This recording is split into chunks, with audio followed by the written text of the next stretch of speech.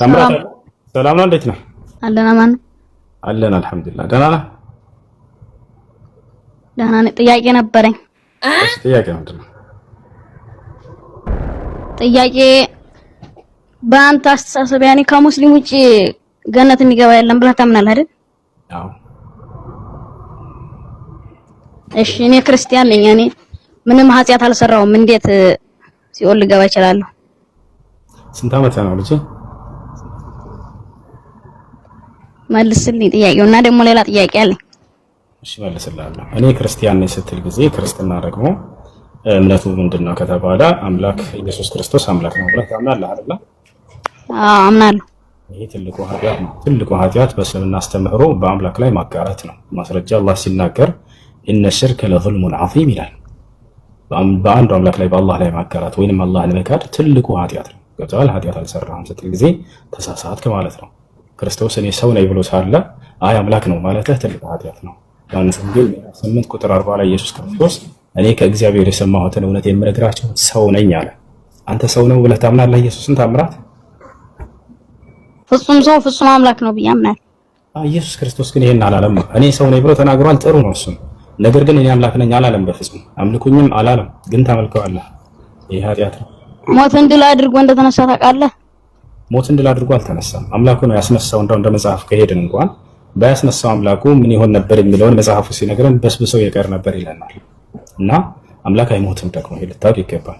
እሺ ደግሞ ነብዩ መሐመድ ከሰሩት ተአምር ልትነግረኝ ትችላለህ? በትንሹ እነግርሃለሁ። አብሽር። የነብዩ መሐመድ ሰለላሁ ዐለይሂ ወሰለም ተአምራቶች በጥቂቱ ንገረኝ። ነብያችን ሰለላሁ ዐለይሂ ወሰለም በጣም በርካታ ተአምራቶችን አድርገዋል። ከዚያ መካከል አንደኛው ምንድነው? ጨረቃን መክፈላቸው። ነብያችን ሰለላሁ ዐለይሂ ወሰለም የመካ ሰዎች ጠየቋቸው፣ አንተ ሙሐመድ ሆይ ያ ሙሐመድ እንኩንተ ነብይን አሪና አያ፣ አንተ ሙሐመድ ሆይ እንዳው ነብይ ከሆንክ ነብያት ተአምር ሰርተህ ያሳዩ ነበርና ተአምር ሰርተህ እንድታሳየን እንሻለን አሏቸው። የመካ ሰዎች በዘመናቸው ያሉ ሰዎች ፈአራሁም ምን ሽቃቅ القمر ይሄን ያዩ የአይን ምስክሮች የሆኑ ሰሃቦች ምን አሉ? ነብዩ ሰለላሁ ዐለይሂ ወሰለም የጨረቃን መከፈል አሳያቸው ይላል። ነብያችን ሰለላሁ ዐለይሂ ወሰለም ጨረቃን ከፍለው አሳያቸው ለነዚያ ሰዎች። አንደኛ እሱ ነው። ሁለተኛ ምንድነው? ቁርአን ላይ ያሳያ ቀጥልሽ ስለማከታል አላህ በቁርአን ላይ اقتربت الساعة وانشق القمر ይላል። ጨረቃዋ ተከፈለች ያለ ይናገራል። ይሄን ያዩ የአይን ማኞች ሰሃቦች ይላሉ ጨረቃን ከፈለ። አንድ የሜት አድርገው ከይቅርታ ላይ ያወራኝ ታልቀጥሉ። እሺና ሐዲስ ላይ እሱን አውጥቼ ማሳያለሁ። ሌላኛው ሁለተኛ ምንድነው? ነብያችን ሰለላሁ ዐለይሂ ወሰለም ከመካ እስከ ቤተል መቅደስ ወይንም ቤተ መቅደስ ኢየሩሳሌም የሚገኘው ከዚያም በኋላ ሰባቱን ሰማያት አርገው መሄዳቸው በአንዲት ሌሊት ቅጽበት አስቡት። ይሄንን መልአኩ ገብርኤል ነው ይዟቸው የሄደው። ከመልአኩ ገብርኤል ጋር ቀጥታ ከመካ እስከ ኢየሩሳሌም ከኢየሩሳሌም እስከ ሰባቱ ሰማያት ድረስ አቆራርጠው ሄደው ደርሰው ከአምላክ ጋር ንግግር አድርገው መምጣታቸው ሁለተኛው ድንቅ ተአምር ይሄ ነው። ይሄ በቁርአን ላይ ተጠቅሷል። አላህ ሱብሓነሁ ወተዓላ ሱረቱል ኢስራ መጀመሪያ ላይ ይገልጸዋል። ሐዲስም ላይ ልክ እንደው ሰሒህ ሙስሊም 162 ላይ እናገኘዋለን። ሶስተኛ ሌላ ነብያችን ሰለላሁ ዐለይሂ ወሰለም ያደረጉት ተአምር ምንድነው? ሱሐቦቻቸው ከዕለታት አንድ ቀን ውዱ የሚያደርጉበት ውሃ አጥተው አስፈልጓቸው መጡና ጠየቋቸው፣ አንተ የአላህ መልእክተኛ ሆይ ውዱ የምናደርግበት ውሃ የለንም፣ ሶላትም ደርሶብናል፣ ከየት እናምጣሏቸው? ነብያችን ሰለላሁ ዐለይሂ ወሰለም ከጣቶቻቸው መካከል እንደዚህ ቢስሚላህ አሉና አፈለቁላቸው። ይሄን ያዩ የአይን እማኞች በርካታ ሱሐቦች መሰከሩ። ከጣቶቻቸው መካከል ውሃ ሲፈልቅም ተመለከትን፣ እኛም በዚያ ሁላችንም ውዱ አደረግን ብለው ተናገሩ። አራተኛ ነብያችን ሰለላሁ ዐለይሂ ወሰለም ለጥቂት ሰዎች የሚትበቃ ምግብን ጥቂት ምግብ ለብዙ ህዝብ የመባረክን ተአምር ተሰጥተው ነበር። ከዕለታት አንድ ቀን ነብያችን ሰለላሁ ዐለይሂ ወሰለም የኸንደቅ ጦርነት ወይንም የአሕዛብ ጦርነት ጊዜ ነብያችን ሰለላሁ ዐለይሂ ወሰለም በጣም ተርበው ነበር። ወደ 1400 የሚሆኑ 500 የሚሆኑ ሱሐቦች አሉ። እርሳቸው ተርበው ሳሉ ከሱሐቦቻቸው መካከል አንድ ሰው ተነሳና የእርሳቸውን መራብ ያየ ሱሐባ ቅርብ ቤት ነበረውና እዚያ እስኪ እንዳው ወደ ቤት ሄጄ ለነብዩ መሐመድ ሰለላሁ ዐለይሂ ወሰለም ተርበዋል እና የሚበላ ምግብ ላምጣላቸው ብሎ ወደ ቤቱ ይሄዳል። እቤት ሄደና ሚስቱን ጠየቃት። ሚስቴ ሆይ የአላህ መልእክተኛ ነብዩ ሰለላሁ ዐለይሂ ወሰለም ተርበው ተመልክቻለሁ እና ይሄ ነገር አላስቻለኝም፣ እባክሽ ምግብ ካለ ስጭኝና ልውሰድላቸው አላት። ሰውየው ሚስቱ ምን አለች? ቤት ውስጥ ምንም የሚቀመስ ነገር የለም አለች። ነገር ግን ትንሽዬ ዱቄት አለች፣ እንዲሁም ትንሽዬ ግልገል አለች፣ ፍየል ትንሽዬ ግልገል ነች። እሷን እንረዳትና ስጋ ሰርተን ይሄንንም ቂጣ ጋግረን እንውሰድላቸው ካልክ እሺ አለችው። ሌላ ግን ምግብ ቤት ውስጥ የለም አለች። ሰውየው መሻላ ፍየሏን አረደ፣ ስጋዋን ጠባና ብረት ድስት ላይ አስቀመጠ። ድስት ላይ ካስቀመጠ በኋላ እሷ ሴትዮዋ ምን አደረገች? ሚስትየዋ ዱቄቱን አበቃች እስኪቦካ ድረስ ሂድና ለነብዩ ሰለላሁ ዐለይሂ ወሰለም እንዲሁም ከእርሳቸው ጋር አንድ 3-4 ሰዎች ከእርሳቸው ጋር ጋብዛቸው ይዛቸውና ለሌላ ሰው እንዳትናገር ምግቧ ይበቃምና ለብዙ ህዝብ አደራ በሚስጥር ለእርሳቸው በጆሮአቸው ብቻ ነገር ብላ አዘዘችው። ሰውየውም ሄደ ነብዩ ሰለላሁ ዐለይሂ ወሰለም ጋር ፈሰረሁ ይላል ሐዲሱ ላይ ነሰጠራቸውም ይላል በሚስጥር ነገራቸው ማለት ነው። ቀስ ብሎ አንተ የአላህ መልእክተኛ ስለተራቡ አይቻልኩም ወደ ቤት ሂጄ እንድች አይነት እንደው ለአንድ ለአራት ለአምስት ሰዎች የምትበቃ ጥቂት ምግብ አዘጋጅቻለሁ ከእርሱ ጋር አንድ 4 ሰዎች ይምጡና ይብላል። ነቢያችን ሰለላሁ ዐለይሂ ወሰለም በዚህ ጊዜ ያ ቀውም አሉ ህዝቦቼ ሆይ ወንድሞቼ ሆይ አሉ ወንድማችን ምግብ ጋብዞናልና ኑ ወደ ቤት እንሄድ አሏቸው። ሰውየው ደነገጠ። አንተ የአላህ መልእክተኛ የታረደችው ትንሽዬ ግልገል ነች ለጥቂት ሰው እንጂ አትበቃም ለ4 ሰው ለ5 ሰው እና ይሄን ሰው እኮ አታበላም ብሎ ነገራቸው። ነብዩ ሰለላሁ ዐለይሂ ወሰለም ምን አሉ? ሂድና አሁን የማዘህር ብቻ አድርግ አንተ አሉት። ሂድና ቤት ነብዩ መሐመድ መተው እስኪባርኩት ድረስ ምግቡን እንዳታወጪ ድስቱን ብለውሻል። ልክ እንዲሁ እርሳቸው መተው ነብዩ መሐመድ መተው እስኪባርኩት ድረስ ዱቄቱን እንዳትጋግሪ ወይንም የተቦካውን እንዳትጋግሪ ብለውሻል ብለህ እዘዝ አሉት። ሰውየው ተመለሰ ወደ ቤቱ። ገብታችኋል አይደል? ወደ ቤት ተመለሰ። ከዚያ በኋላ ነብያችን ሰለላሁ ዐለይሂ ወሰለም ከሰሃቦቻቸው ጋር ወደ 1400 እና 500 ህዝቦች ቢሆኑ ሄዱ። ከዛ ሄደና ሰውየው ምን አላት ለሚስቱ? ነብዩ መሐመድ ሰለላሁ ዐለይሂ ወሰለም ከህዝቦቻቸው ጋር ከ1500 ህዝብ ጋር እየመጡ ነው አላት። ደነገጠች ሚስትየዋ። በሚስጥር ንገራቸው አላልኩም ነበርን አለች። ያልሽኝን አድርጌ ነበር እኔም አለ ሰውየው። ግን እርሳቸው እንዲህ በቃ አድርጌ ብለዋል የሚሆነውን እናያለን አለ። ወደ ነብያችን ሰለላሁ ዐለይሂ ወሰለም መጡ። የአይን እማኝ የሆነ ሷሃባ ራሱ ሰውየው ሲናገር ምን አለ? ይሄን ተአምር ያየ የተቋደሰ የበላ አካል ነው እየመሰከረ ያለው። ያ ጀማ ከሩቅ የሆነ ታሪክ ሰምቶ አይደለም። እዛው ያየው አካል ራሱ ሲናገር ምን አለ? ድስቱንም ሰጣቸው አለ። ወዲያው ያዙና ዱዓ አደረጉ፣ ጸሎት አደረጉ፣ ባረኩትም አለ። ልክ እንዲሁ አውጥቻ ሳያቸዋለሁ ማስረጃ ምትሉ ልጆች። ልክ እንዲሁ ደግሞ ዱቄቱን ተቀበሉና ማነው የተቦካውን እርሱንም ያዙና ዱዓ አደረጉ፣ ባረኩትም። አሁን እየጋገርሽ ቂጣውን አቀብይና አሉ ነብያችን ሰለላሁ ዐለይሂ ወሰለም። እየተጋገረ ቂጣው ይሰጣቸዋል። ራሳቸው ነብያችን ሰለላሁ ዐለይሂ ወሰለም ስጋ እያነሱ በጭልፋ ያንን ቂጣ ላይ ያደረጉ ለሰሃቦቻቸው ይሰጧቸው ጀመር። ወላሂ እየባላ ነው ሰሃባ የሚናገረው። በአላህ ስም እላለሁኝ አለ የመጣነው ወደ 1400 የምንሆን ህዝቦች በልተን ጠገብን አለ።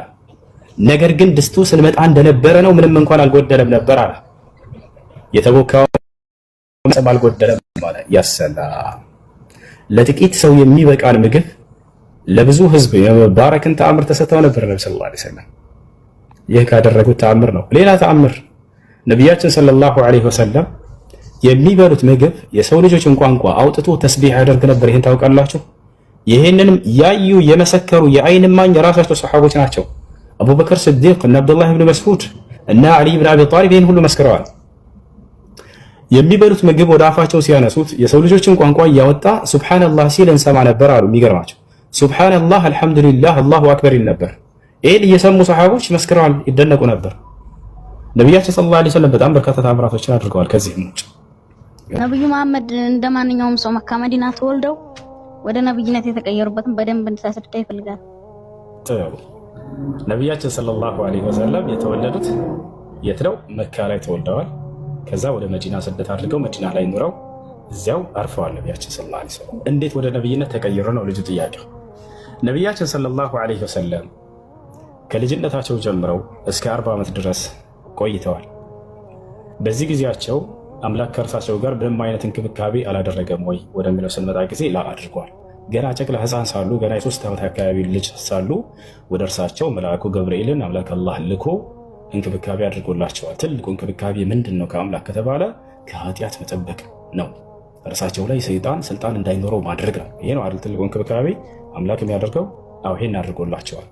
ሐዲስ ላይ አለ፣ ቡኻሪ ላይ ሙስሊም ላይ የተዘገበ ሐዲስ ነው የምንላችሁ። ነቢያችን ሰለላሁ ዐለይሂ ወሰለም ገና የ3 ዓመት አካባቢ ሕፃን ልጅ ሳሉ ከህፃናት ልጆች ጋር እየተጫወቱ መልአኩ ጅብሪል ወይንም ገብርኤል መጣና አስተኛቸው፣ ልባቸውንም ቀደዳቸው። ከዚያም ቀልባቸውን ከውስጥ አወጣ። ከጀነት ይዞት የመጣው የወርቅ ጥስት አለ፣ በዚያ ላይ የዘምዘም ውሃ አደረገበት። ቦታቸዋል አይደል? የዘምዘም ውሃ ማለት አምላክ አላህ ሱብሓነሁ ወተዓላ ለአብርሃም ልጅ ለኢስማኤል ወይንም ለእናቱ ለአጋር በመልአኩ ገብርኤል በኩል ያወጣላት የሆነ የተባረከው ውሃ ነው። ያን ውሃ ራሱ መልአኩ ገብርኤል ያወጣው ውሃ ነው። ከዚያ በዚያ ላይ ልባቸውን አደረገና ካጠበው ካጸዳው በኋላ በእርሱ ላይ ያለውን ጥቁር የረጋች ደም የምትመስል እርሱን ከመነጨቀና በኋላ ሲወረውር ጊዜ ፈአልቃሁ ይላል ሐዲስ ላይ ወረወረው። ምን አለ? ያ ሙሐመድ ሀዛ ሀዘ ሸይጣኑ ሚንክ አላቸው። ሙሐመድ ሆይ ሰይጣን በአዳም ልጆች ላይ ሊኖረው የሚችለው ድርሻ ይህ ነበር፣ በአንተ ላይ ሊኖረው የሚችለው እነሆ የሰይጣን ድርሻ ከአንተ ላይ ከዚህ ጊዜ ጀምሮ ተነስቷል አላቸው። ያሰላም ገና ለአቅመ አዳም ሳይደርሱ ገና ሕፃን ልጅ ሆነው እየተጫወቱ ሳሉ ነቢ ሰለላሁ ዐለይሂ ወሰለም ሰይጣን በእርሳቸው ላይ ስልጣን እንዳይኖረው በህይወት ዘመናቸው አምላክ አላህ ሱብሓነሁ ወተዓላ መልአኩን ጅብሪልን ልኮ ይሄንን ስራ አሰርቶላቸዋል። ወዲያውም ይሄን ካደረገ በኋላ ጅብሪል ዐለይሂ ሰላም ከዚያ በኋላ ምን አደረገ? ቀልባቸውን ወደ ቦታው መለሰው፣ ልባቸውንም ሰፋ። ሄደ ጅብሪል። ከዚያ በስንት ዓመታቸው? በ40 ዓመታቸው የነብይነትን ማዕረግ ተሰጡ። ነብይ የሆኑት መቼ ነው? በ40 ዓመታቸው ላይ ነው። ነቢዩ ሙሐመድ ሰለላሁ ዐለይሂ ወሰለም ነብይ እንዴት ሆኑ ወደሚለው እንምጣ። ነብይነት የሚገኘው በትግል አይደለም። እኔ ለምሳሌ አምልኮ ስለሰራሁኝ አምላክ ነብይ ያደርገኛል ብዬ ትግል ስላደረግኩ ላ በዚህ አይደለም። ነብይነት የአምላክ ምርጫ ነው። አምላክ የፈለገውን ሰው ነብይ ያደርጋል፣ የፈለገውን መልአክ መልእክተኛ አድርጎ ይልካል። ማስረጃ አላህ በቁርአን ላይ ሲናገር አላሁ የስጠፊ ሚነል መላኢከቲ ረሱለን ወሚነን ናስ፣ እኔ አምላካቸው አላህ ከመላእክቶችም ከሰዎችም መልእክተኞችን ራስ ይመርጣለሁኝ። የራሱ ምርጫ ነው። ነቢያችን ሰለላሁ ዐለይሂ ወሰለም ታዲያ ልማዳቸው ምን ነበር? ከልጅነታቸው ጀምሮ ከተባለ በእርሳቸው ላይ ስልጣን እንዳይኖረው ተደረገ ማለት በፍጹም የሰይጣንን ስራ ኃጢአትን አላደረጉም። ክህደትንም ሆነ ኃጢአትን በፍጹም እንዳያደርጉ ነው ሰይጣንን ስልጣኑን አላህ ሱብሓነሁ ወተዓላ ከእርሳቸው ያነሳበት። በተቻለለ አላህ ሱብሓነሁ ወተዓላ የሰይጣንን ተንኮል ያነሳላቸው በመልአኩ ጅብሪል ዐለይሂ ሰላም ስራ አማካኝነት ቅድም በነገርኳቸው። ስለዚህ አንዱን አምላክ አላህን በብቸኝነት የሚገዙ ከኃጢአት ሁሉ የራቁ ሆነው እስከ 40 ዓመት ዘመናቸው ድረስ ይቆያሉ። ልክ 40 ዓመታቸው ሊደርስ አካባቢ ላይ ነቢያችን ሰለላሁ ዐለይሂ ወሰለም ሑቢበ ኢለይሂል ኸላ፣ ከሰዎች ሁሉ ገንጠል ብለው ለብቻቸው ሄደው ጌታቸውን አላህን ማምለክ በጣም ወደዱ። በጣም በዚህ ነገር ላይ ተወደደ ወደድባቸው። ከመካ እዛው ላይ የሚገኝ ከተራራዎች መካከል በአንድ ተራራ ላይ ጀበል ኑር ተብሎ የሚጠራ የብርሃኑ ተራራ ይባላል። በዚያ ውስጥ የሒራ ዋሻ የሚባል አለ። ዋሻ ቦታ ነች። ወደዛ ሂደው ነቢያችን ሰለላሁ ዐለይሂ ወሰለም ስንቅን ይዘው በሚስታቸው ኸዲጃ ስንቅን ታዘጋጅላቸዋለች። ያንን ስንቅ ይዘው ወደዚያ ዋሻ ይሄዳሉ። ለብቻቸው ጌታቸውን አላህን ተገዝተው ያ ስንቅ እስኪያልቅ ድረስ ይቆዩና ካለቀ በኋላ ወደ ቤታቸው ይመለሳሉ። ዳግም እንደገና ስንቅን ይዘው ወደዛ ይሄዳሉ። ለበርካታ ጊዜያት በዚህ ሁኔታ ቆዩ ነቢያችን ሰለላሁ ዐለይሂ ወሰለም። ቤታቸው አለ። ልክ አላህን እየተገዙ በዚህ ሁኔታ ባሉበት ሰዓት ነው መልአኩ ገብርኤል መጥቶ እዛ ነው የተገለጠላቸው።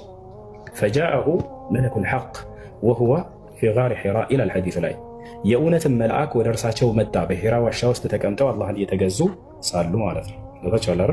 ወዲያው መልአኩ መጣና ነብይነታቸውን አበሰራቸው። መለኮታዊ ራእይ ያወረደላቸው። ኢቅራእ ቢስሚ ረቢከ አለዚ ኸለቅ ኸለቀል ኢንሳነ ሚን ዐለቅ ኢቅራእ ወረቡከል አክረም አለዚ ዐለመ ቢልቀለም ዐለመል ኢንሳን ማ ለም ያዕለም የሚለው የቁርአን አንቀጽ ወረደ። መልአኩ ገብርኤል አብሳሪው መልአክ ተገለጠና ያ ሙሐመድ ኢነከ ለረሱሉላሂ ሐቀን አላቸው። ሙሐመድ ሆይ በእውነት አንተ የአምላክ መልእክተኛ ተደርገህ እነሆ ተመርጠሃል ብሎ አብሳሪው መልአክ ነብይነትን ማዕረግ አበሰራቸው ማለት ነው። ይሄን ይመስላል። ከዛ ጊዜ በኋላ አላህ ሱብሓነሁ ወተዓላ በእርሳቸው ላይ ቁርአንን አወረደላቸው፣ መለኮታዊ ራእይን አወረደላቸው። በዚህ ህግና ስርዓትም ትውልድህን አላቸው። ይሄን ይመስላል።